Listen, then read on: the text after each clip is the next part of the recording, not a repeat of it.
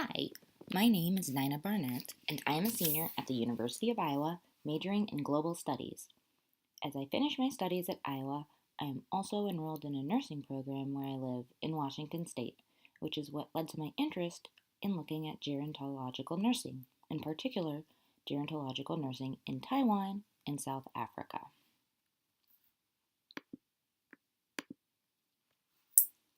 Before we look at each nation individually, let's take a quick overview of gerontological nursing in general. What is it? According to the American Nurses Association, gerontological nursing is an evidence based nursing specialty practice that addresses the unique physiological, social, psychological, developmental, economic, cultural, spiritual, and advocacy needs of older adults. Gerontological nursing focuses on the process of aging and the protection, promotion, restoration, and optimization of health and functions, prevention of illness and injury, facilitation of healing, alleviation of suffering through the diagnosis and treatment of human response, and advocacy in the care of older adults, carers, families, groups, communities, and population. You might also hear people speak about geriatric nursing. The preferred term these days is now gerontological nursing, with geriatric nursing falling out of favor in the 1970s. The gerontological nursing term refers to the idea that caring for the needs of older adults is more than just about medical care, but about taking care, ensuring that their every aspect of their life is looked after, and focusing on wellness, not just disease care. Why do we need gerontological nursing? According to the World Health Organization, between 2000 and 2050, the proportion of the world's population over 60 years will double from about 11 to 22%. The absolute number of people aged 60 years and over is expected to increase from 605 million to 2 billion over the same period. The number of people aged 80 years or older will have almost quadrupled between 2000 and 2050 to 395 million. There will be a dramatic rise in the number of people living with some form of dementia, such as Alzheimer's, and the risk of dementia rises sharply with age, with an estimated 25% to 30% of people aged 85 or older having some degree of cognitive decline. Thus, it follows that with an aging population, the number of people living with dementia, such as Alzheimer's, will increase.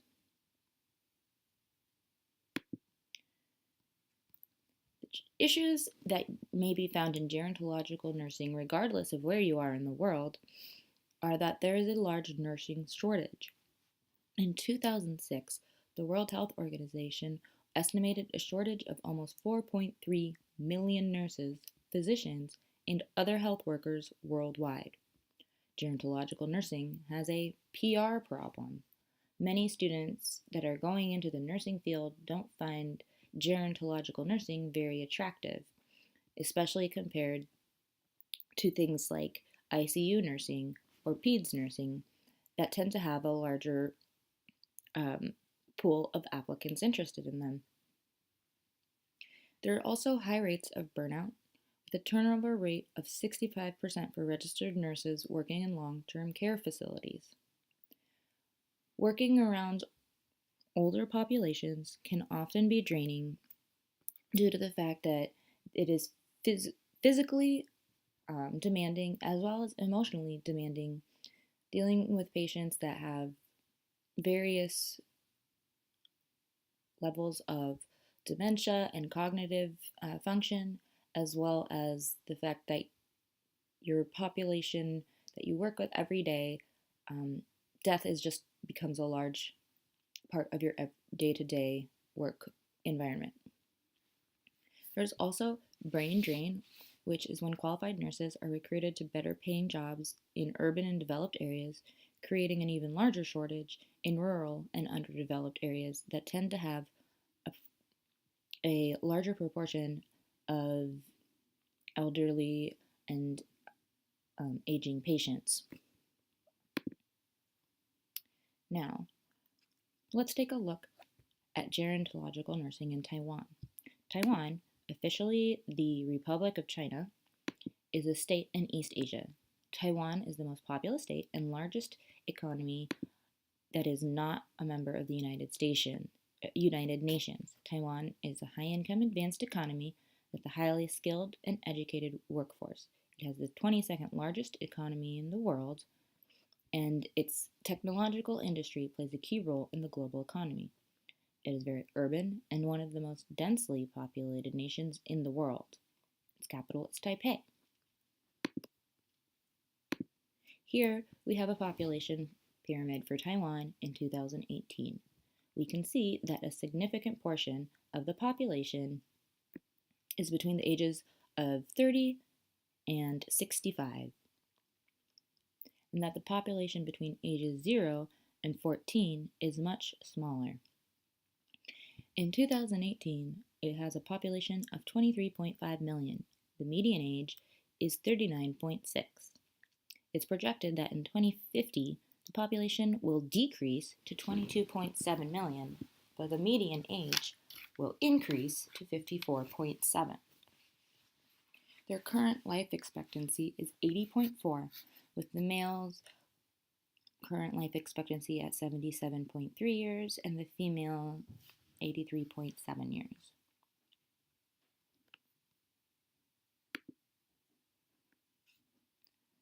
The WHO says that Taiwan reached the threshold required to be considered an aging society in 1993 and became an aged society in April of 2018. In 2015, 12.5% of the Taiwanese population was 65 or older.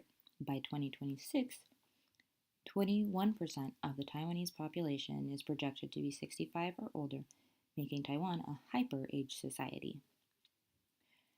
The dependency ratio, the number of children and elderly per 100 working-age persons, in Taiwan is expected to skyrocket. In 2016, the dependency ratio was 36.2%. In 2060, it is projected to rise to 92.9%.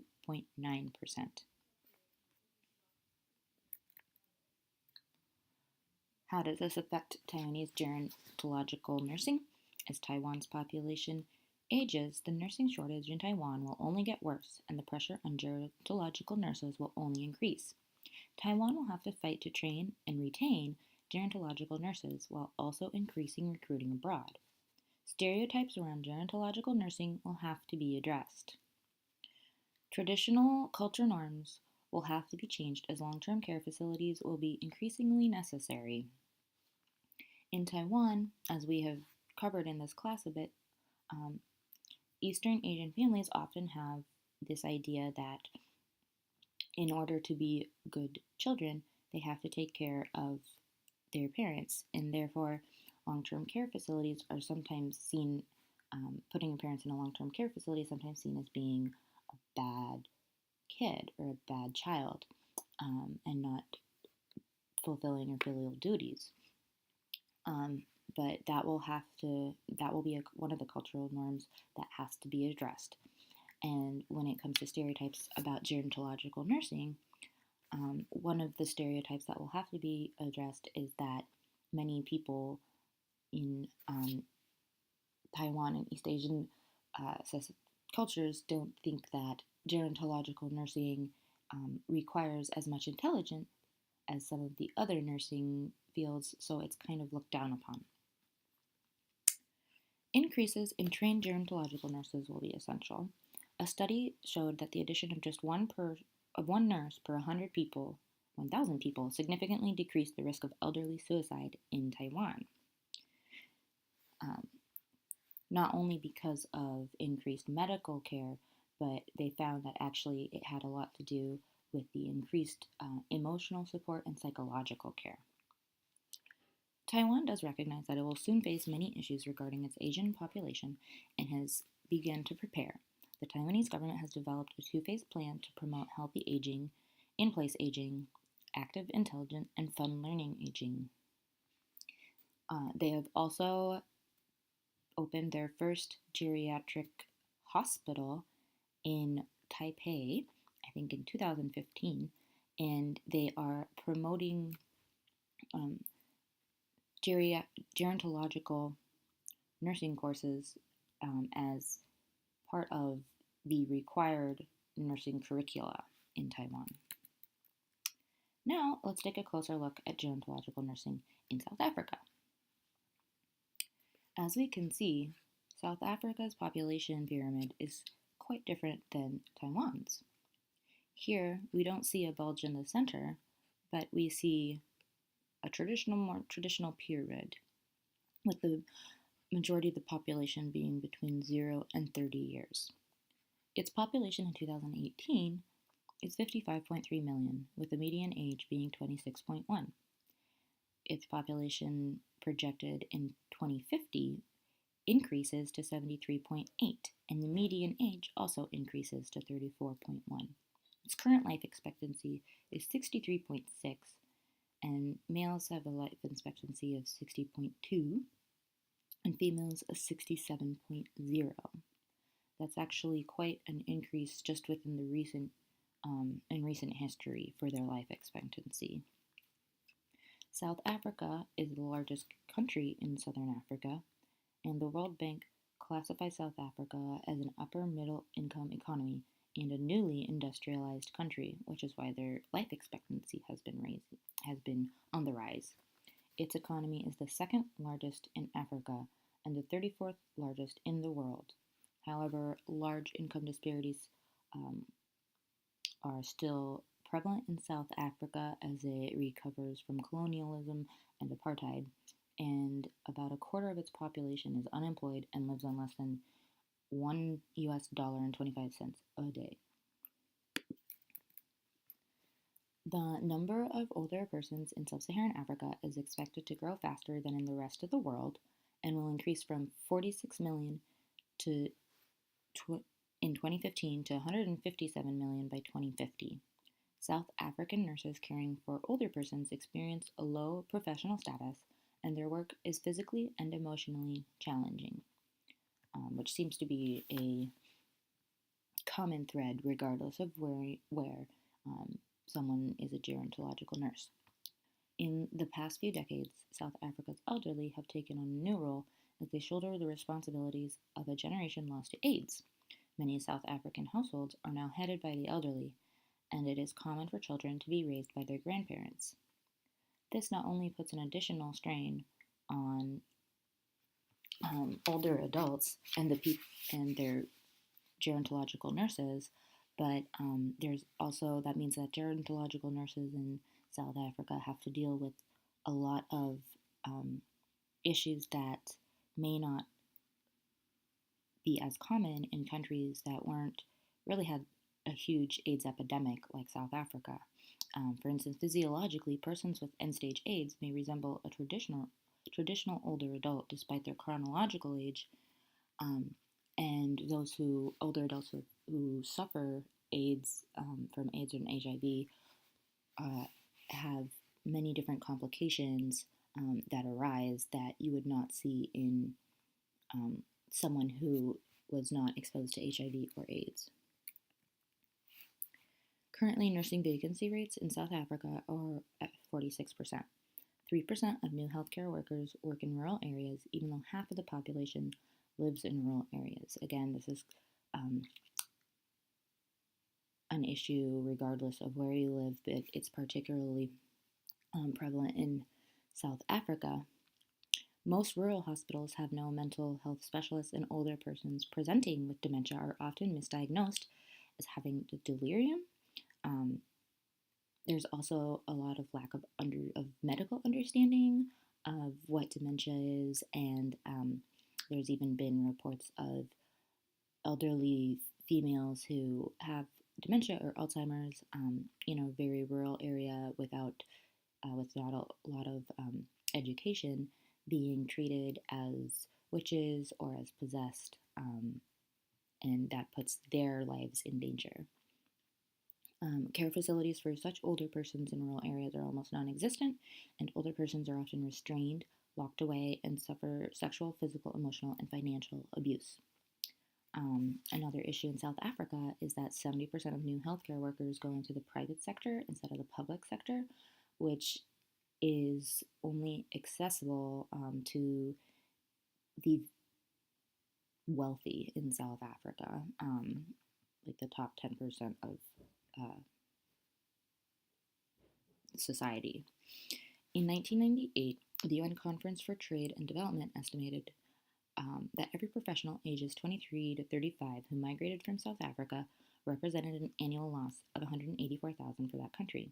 So, for instance, when I was saying that Taiwan had to up its recruit of foreign nurses, some of the places that have been one of the places where countries have been recruiting foreign nurses is South Africa. And so the loss of valuable workers has been so costly that the South African Nursing Council has proposed an export tariff on nurses leaving to work abroad.